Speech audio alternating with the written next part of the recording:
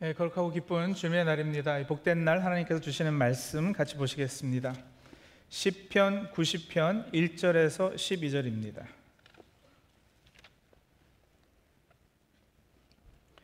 시편 90편 1절에서 12절 우리 한 절씩 교독식으로 읽겠습니다. 주님은 대대로 우리의 거처이셨습니다. 산들이 생기기 전에, 땅과 세계가 생기기 전에 영원부터 영원까지 주님은 하나님이십니다. 주님께서는 사람을 티끌로 돌아가게 하시고 죽을 인생들아 돌아가거라 하고 말씀하십니다. 주님 앞에서는 천년도 지나간 어제와 같고 밤의 한순간도 같습니다. 주님께서 생명을 거두어 가시면 인생은 한순간의 꿈일 뿐 아침에 돋아난 한 포기 풀과 같이 사라져 갑니다. 풀은 아침에는 돋아나서 꽃을 피우다가도 저녁에는 시들어서 말라버립니다. 주님께서 노하시면 우리는 사라지고 주님께서 노하시면 우리는 소스라치게 놀랍니다. 주님께서 우리의 죄를 주님 앞에 들추어 내놓으시니 우리의 숨은 죄가 주님 앞에 환히 드러납니다. 주님께서 노하시면 우리의 일생은 사그라지고 우리의 한평생은 한숨처럼 쓰러지고 맙니다. 우리의 연수가 70이요 강건하면 80이라도 그 연수의 자랑은 수고와 슬픔뿐이요 빠르게 지나가니 마치 날아가는 것 같습니다. 주님의 분노의 위력을 누가 알 수 있겠으며 주님의 진노의 위세를 누가 알 수 있겠습니까? 우리에게 우리의 날을 세는 법을 가르쳐 주셔서 지혜의 마음을 얻게 해 주십시오. 아멘. 2025년 새해 첫날이 바로 엊그제 같은데 벌써 막 단풍이 들기 시작하는 가을이 됐습니다.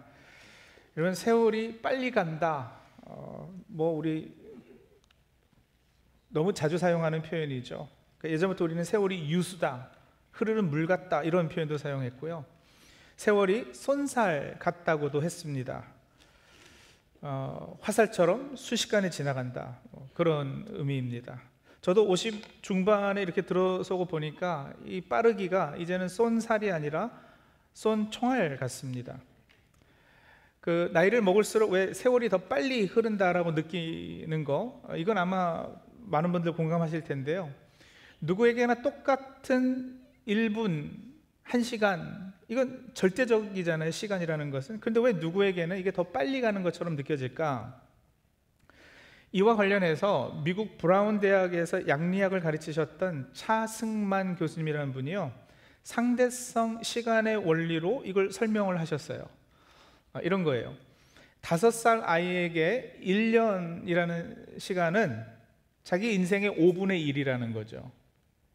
그런데 50살 어른에게는요 1년은 50분의 1인 거예요. 그러니까 여러분, 5분의 1은 크잖아요. 근데 50분의 1은 작거든요.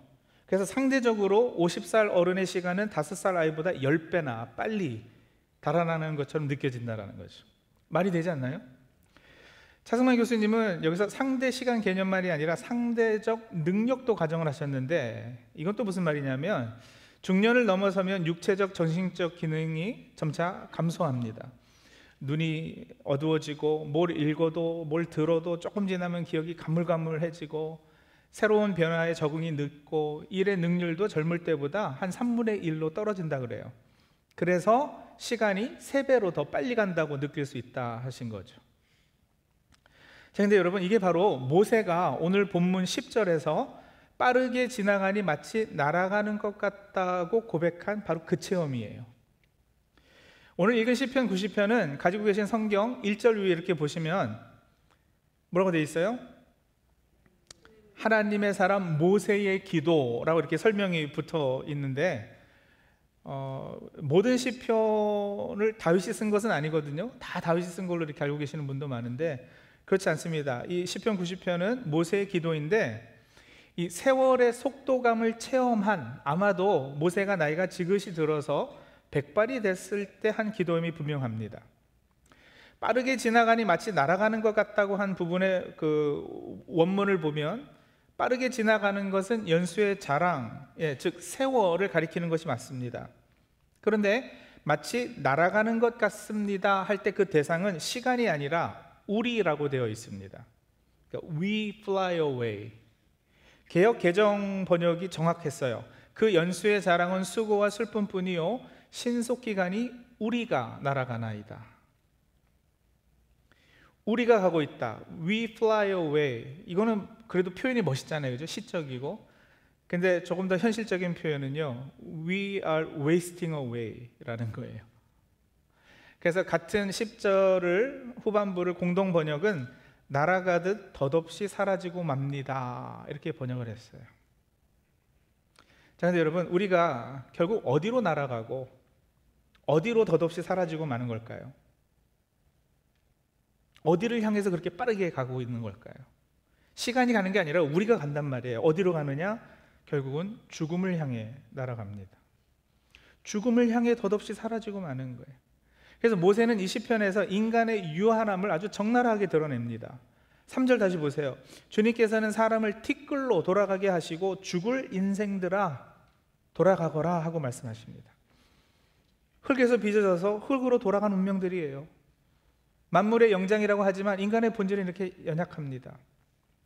세월의 빠름의 문제는 결국 그래서 죽음의 문제입니다. 죽음이 빨리 다가오고 있다는 말이기도 하니까요. 그래서겠죠. 잘못 읽으면 모세가 허무주의자가 아니었을까 싶을 정도로 이 시편 90편에서는 인생의 덧없음을 한탄하고 있어요. 5절도 다시 보세요. 인생은 한순간의 꿈일 뿐. 말 그대로 일장춘몽이라고 하는 거죠. 아침에 돋아난 한 폭이 풀과 같이 사라져간다 그랬습니다. 그렇죠? 풀은 아침에 돋아서 꽃을 피우다가도 바로 저녁이 되면 시들어서 말라버려요. 인생을 풀과 꽃으로 비유하고 있어요. 뭐 누구의 노래처럼 뭐 사람이 꽃보다 아름다워 이런 식의 뉘앙스가 아니에요. 이 허무한 인생 무상을 말하고 있는 거예요. 꽃은 한때 아름답게 피기라도 하지만 인생 연수의 자랑은 수고와 슬픔뿐이라고 아주 비관적으로 말을 합니다. 9절 보세요. 우리의 일생은 사그라지고 우리의 한평생은 한숨처럼 쓰러지고 맙니다. 하지만 여러분, 모세가 인간의 유약성, 무상성, 허무함 이걸 노래한 것은 결코 그가 비관론자이거나 허무주의자였기 때문은 아니에요. 비관론자, 허무주의자가 아니라 현실을 바로 직시한 현실주의자였다라고 말하는 것이 더 옳습니다. 있는 그대로를 보고 말하는 거거든요. 팩트를 말하는 거예요. 천년 만년 살 것처럼 늙은이나 죽음이 나는 비껴갈 것처럼 이렇게 착각에 빠져 살지 않았어요. 모세는 인간의 본질을 바로 꿰뚫어 보았죠. 그리고 그것을 이렇게 시로 적어냈는데 여러분, 이게 지금 절망적인 메시지일까요? 아니거든요. 모세는 이 현실 인식을 통해서 더 큰 진리를 드러내려고 했습니다. 7절과 8절 보시면은요, 우리의 짧고 고달픈 인생은 하나님의 진노 아래 놓인 죄의 결과임을 고백합니다. 우리는 죄를 숨기려 하지만 하나님 앞에서 모든 것이 다 환히 드러난다고도 하고요. 그래서 이 삶의 짧음에 대한 불평은 사실은 죄로 인해 깨어진 삶에 대한 탄식인 것이죠. 우리의 짧은 생명은 우리가 영원한 심판을 받을 수밖에 없다는 사실을 끊임없이 상기시켜요. 정리하면 이런 거예요. 우리는 빠르게 가고 있다. 어디로? 죽음을 향해서. 우리는 다 죽는다. 왜? 죄 때문에. 이게 지금 모세가 하는 이야기인 거예요. 그래서 사실은 여러분, 모세는 복음의 필요성에 대해 이야기하는 겁니다. 다 죽는다. 죄 때문에. 그래서 이 암울하고 비관적인 말을 늘어놓는 이유가 있다니까요. 여러분, 화가가 그림을 그릴 때 바탕을 어둡게 할수록 그 위에 그림이 더욱 선명하게 보인다 그래요. 마찬가지로 모세는 인생의 유한함을 배경으로 깔아서 그 반대되는 메시지를 부각시키려 했던 거예요. 어떤 메시지요? 살 수 있다는 메시지요. 영원히 우리에게 주어졌다는 메시지요. 그 이야기를 어떻게 풀어놓는가? 인간의 존재에 대해서 본질을 꿰뚫어 볼 수 있었던 모세였기 때문에 여러분, 모세는 하나님에 대해서도 이야기를 하는데 뭐라고 하는지 한번 들어볼 필요가 있지 않겠어요? 인간의 유한함을 말하기 전에 사실은 이 시편을 시작하면서 모세가 선포한 것이 있어요.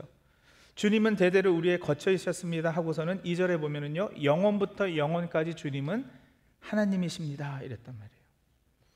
하나님은 산들이 생기기 전과 땅과 세계가 생기기 전부터 계시는 분이시라, 존재 이전의 존재시라, 영원 속에 계시는 분이라 말하는 거예요. 4절 보세요. 주님 앞에서는 천년도 지나간 어제와 같고 밤의 한순간과도 같습니다. 그러니까 지금 대조를 그리는 거거든요. 시편 90편에서 하나님은 무한하신 분, 그러나 인간은 유한하다. 하나님은 영원하신 분, 인간은 잠시뿐이다. 근데 절망을 위한 대조가 아니고요, 말씀드린 대로 소망을 위한 배경 화면이에요. 어떤 소망이요? 바로 그 영원하신 하나님께서 우리의 거처가 되셨다라는 거예요. 여러분, 이게 참된 복된 소식입니다. 이게 복음이에요. 거처, 보금자리, 피난처, 집, 이건 우리에게 안정감과 소속감을 제공해요. 세상은 학력, 경력, 재산, 명성, 심지어는 가족을 거처 삼으라고 자꾸 유혹하죠. 중요한 가치들이에요, 그것들은요. 하지만 모세는 확실히 말합니다. 산이 생기기 전부터 계신 영원하신 하나님만이 우리의 궁극적인 뭐라고요? 거처시라고요.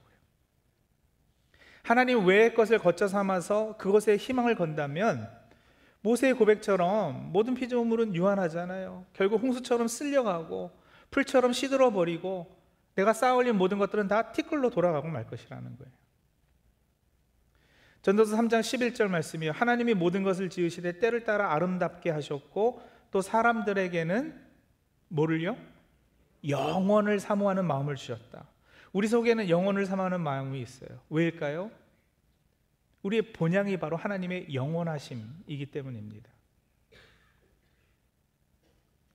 그래서 여러분, 모세는 어떻게 기도를 하는가?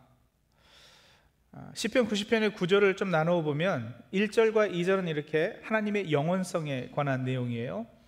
이어지는 3절에서 11절이 조금 아까 전에 말씀드린 대로 비관적으로 들릴 수 있는 인간의 유한함, 허무함에 대한 고백이에요. 그러고는 12절서부터가 이제 모세가 하나님 앞에 간구하는 내용이 시작이 되는데, 저희가 오늘 길어서 다 읽지는 않았지만 마지막 절 17절까지 그 간구가 이어져요.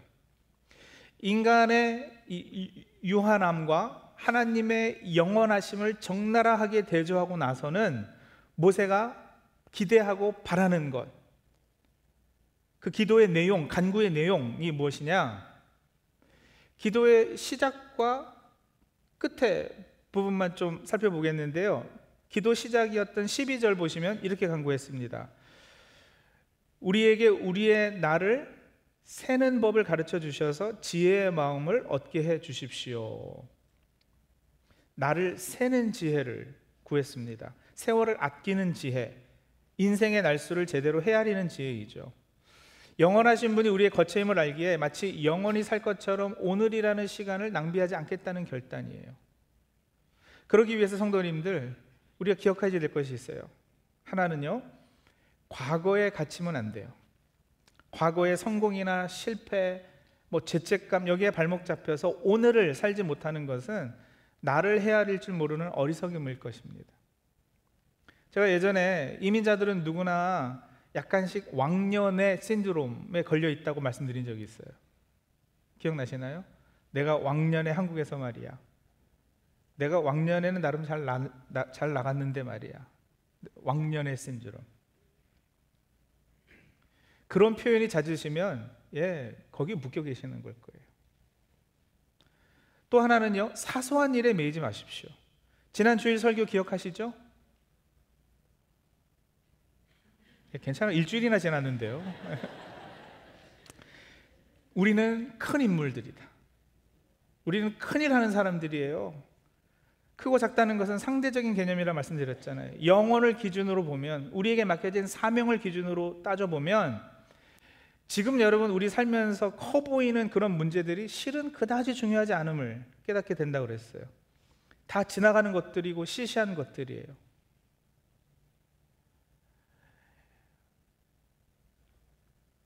건강 중요하죠.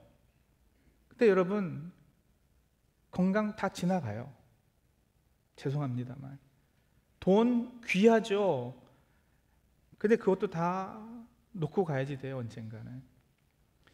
영원하지 못한 것은 여러분, 그냥 이 땅에서만의 나름의 가치가 있지 영원한 가치를 가지지 못하지 않겠어요? 근데 그런 것에 소중한 시간과 마음을 쏟아버리면 그냥 wasting away 하는 거예요, 인생을.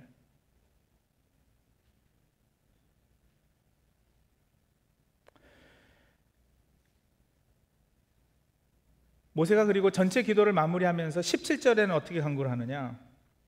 자, 17절입니다. 우리 한번 같이 한 목소리로 읽겠습니다. 주 우리 하나님, 우리에게 은총을 베푸셔서 우리의 손으로 하는 일이 견실하게 하여 주십시오. 견실한 삶을 살게 해달라는 거예요. 저는 모세가 견실하게 해달라고 한 표현을 풍성한 삶으로 이렇게 좀 바꿔 부르고 싶어요. 모세의 의도를 살필 때 그게 그렇게 과히 틀리진 않은 것 같아요. 견실한 삶, 풍성한 삶을 살게 해달라. 근데 여러분, 기도와 더불어서 우리가 뭘 어떻게 해야지 그 일이 가능하냐면 영혼에 투자할 수 있어야 되는 거예요. 우리 그리스도인은 하루하루를 종말론적인 자세로 살아야 합니다. 영원히 살 것처럼 성실히 일하고 오늘 죽을 사람처럼 정직하게 사는 것. 현재의 삶을 하나님의 궁극적인 계획과 심판을 인식하며 그에 따라 책임감 있게 살자는 겁니다. 우리의 삶의 모든 순간을 영원한 가치에 연결하는 우리의 말, 우리의 행동, 우리의 봉사가 영원하신 하나님 나라에 어떤 의미를 갖는지 끊임없이 되물으면서 계속 연결을 시키는 거예요. 말씀드렸죠? 있다가 없어지는 것, 안개 같은 것들, 그것을 계속 붙잡고 있으면 안 되고요. 여러분, 여기서부터 시작되지만 천국 가서도 계속 이어질 것들이 무엇인지 거기다 투자하는 거예요. 관계는 거기에서도 계속 이어질 거예요. 우리가 여기서 쌓은 헌신과 봉사, 그 열매들 그쪽에서는 계속 이어질 거예요. 여러분, 우리가 이렇게 예배하고 같이 성도들이 모여서 교제하고 공동체를 세워가고 또 주님 명령하신 대로 순종해서 빛과 소금의 역할을 감당하는 거, 그런 것들이 결국 다 거기까지 연결될 것들이에요.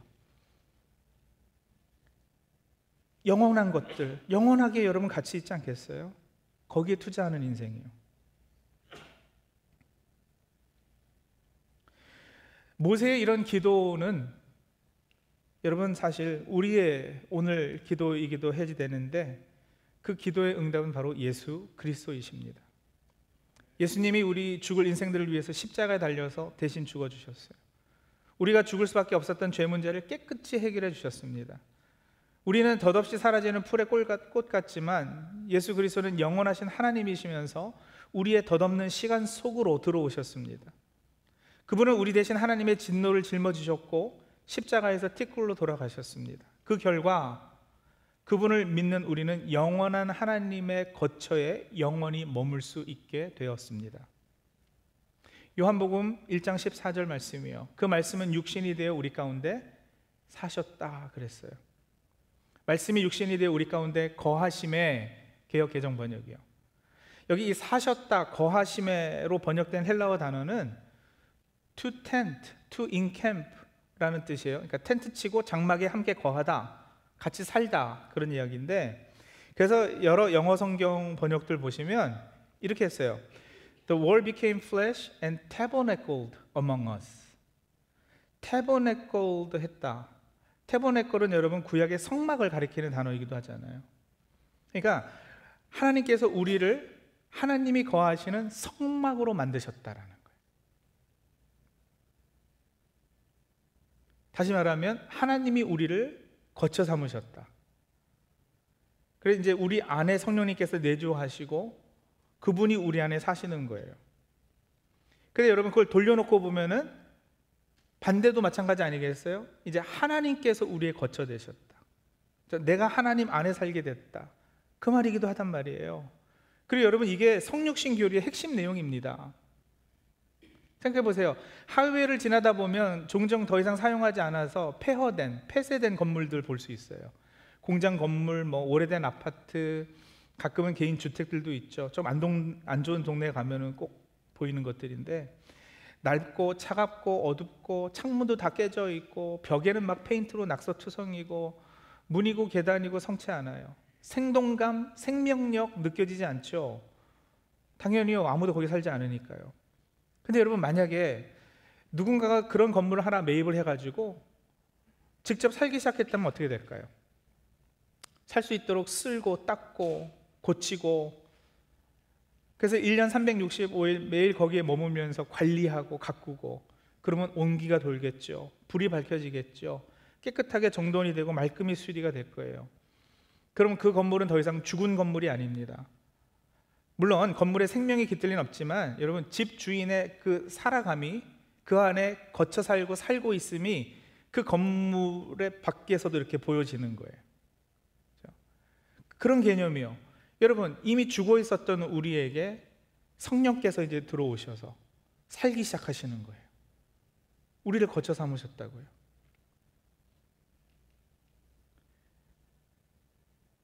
그러면 여러분, 하나님의 그 영원하심이 우리를 통해 드러나기 시작하고, 그 영원하심에 우리가 참여하게 되고 그렇게 되는 거 아니겠어요?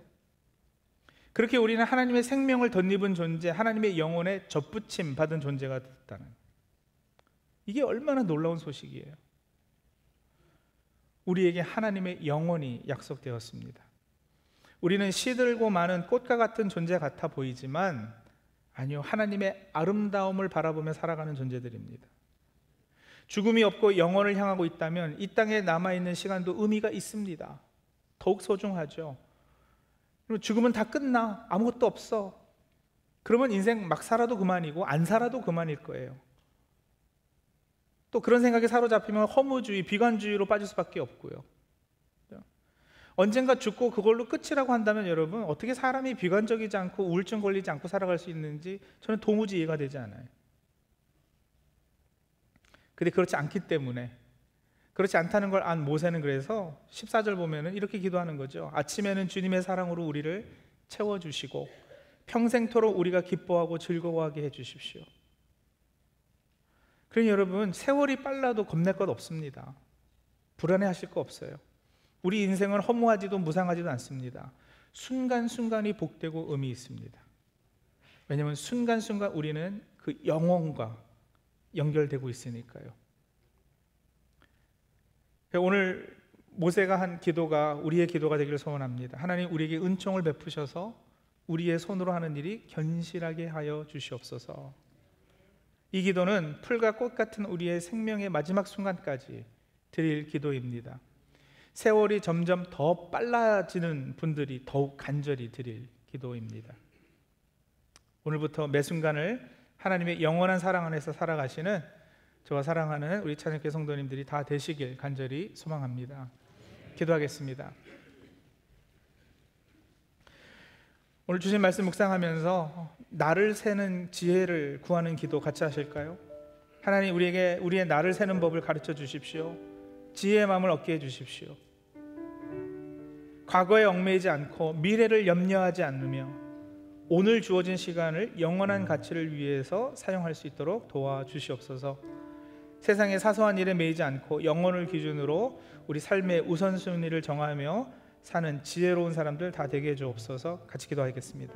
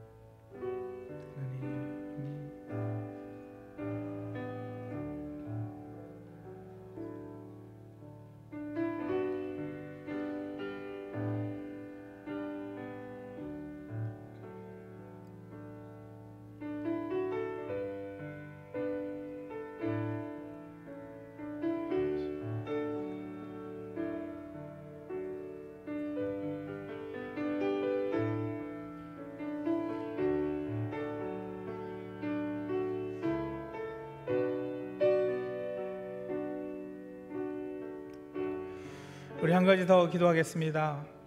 견실하고 풍성한 삶을 살게 해달라고 우리 기도할까요? 모세는 우리에게 은총을 베푸셔서 우리의 손으로 하는 일이 견실하게 해달라고 기도했어요. 우리도 그렇게 기도하겠습니다. 우리 안에 거하시는 성령님의 능력으로 영원한 하나님 나라를 위해 살게 해달라고, 빠르게 지나는 세월 속에서도 하나님의 영원하심에 참여하는 복된 인생 될 수 있도록 도와주옵소서. 같이 기도하시겠습니다.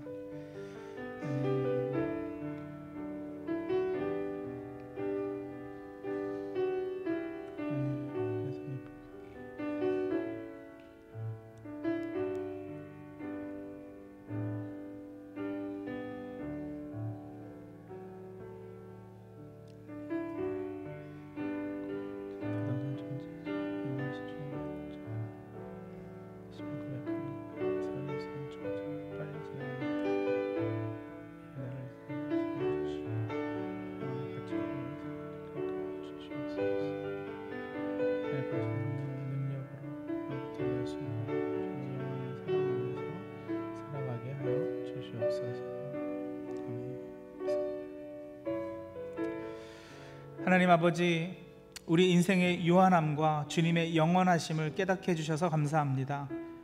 우리는 풀의 꽃과 같이 덧없는 존재이지만 영원하신 주님이 우리의 거처 되심을 고백합니다. 세월이 쏜 총알처럼 빨리 지나가는 이때에 우리에게 나를 세는 지혜를 주시고 매 순간을 영원한 가치를 위해 사용할 수 있도록 도와주시옵소서. 과거의 성공이나 또 실패나 그런 것에 얽매이지 않고 사소한 일에 마음을 빼앗기지 않게 도와주시고 오직 주님 안에서 견실하고 풍성한 삶 살 수 있도록 도와주시옵소서. 우리 안에 거하시는 성령님의 능력으로 오늘부터 매 순간을 주님의 영원한 사랑 안에서 살아가게 역사하여 주시옵소서. 예수님의 이름으로 기도합니다. 아멘.